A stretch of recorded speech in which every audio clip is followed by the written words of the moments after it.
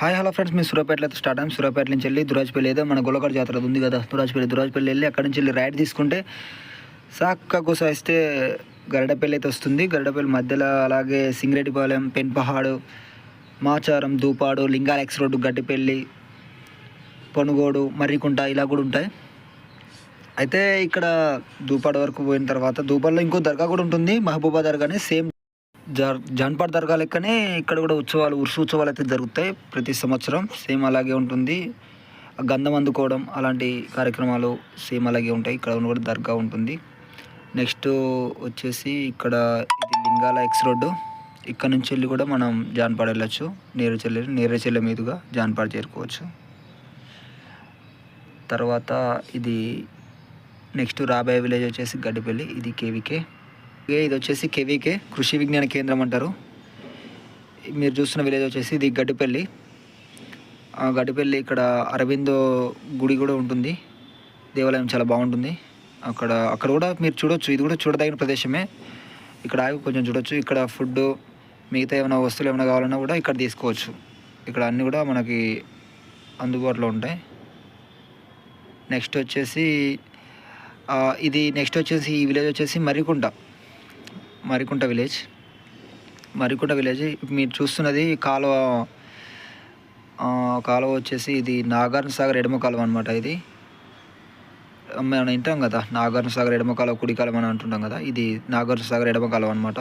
ఇది ఖమ్మంలోని పాలేరు వరకు కూడా వెళ్తుంది, అయ్యప్ప స్వామి టెంపుల్.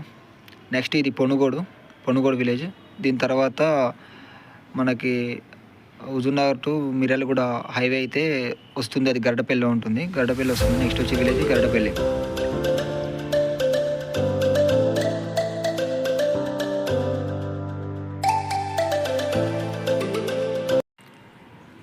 ఇక్కడ మనం రైడ్ తీసుకోవాలి. రైడ్ తీసుకుంటే నేరేడుచర్ల మిర్యాలగూడ రోడ్ వెళ్తుంది. లెఫ్ట్ అయితే హుజూర్నగర్ వెళ్తుంది. ఈ టైపు లెఫ్ట్ అయితే హుజూర్నగర్ వెళ్తుంది. ఇక్కడ మనం రైడ్ తీసుకోవాలి.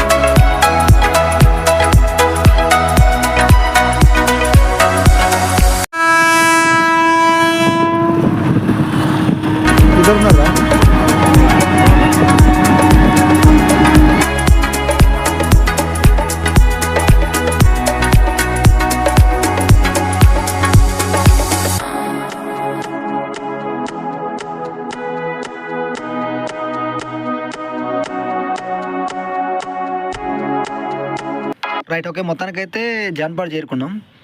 2 నుంచి 3 కిలోమీటర్ల దూరం నుంచే మొత్తం ట్రాఫిక్ అయితే ఉన్నది.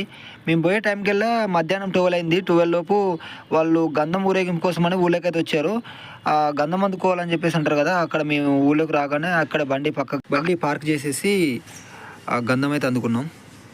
తర్వాత మళ్ళీ ఇక్కడ నుంచి 3 కిలోమీటర్లు అయితే ఉంటుంది దర్గా. మళ్ళీ ఆ క్లౌడ్ అంతా దాటుకొని అవతల వైపు ఉండి వాళ్ళు పోయిన దాకా అక్కడ వెయిట్ చేసి ఆ ట్రాఫిక్ నుంచి బయటపడ్డాక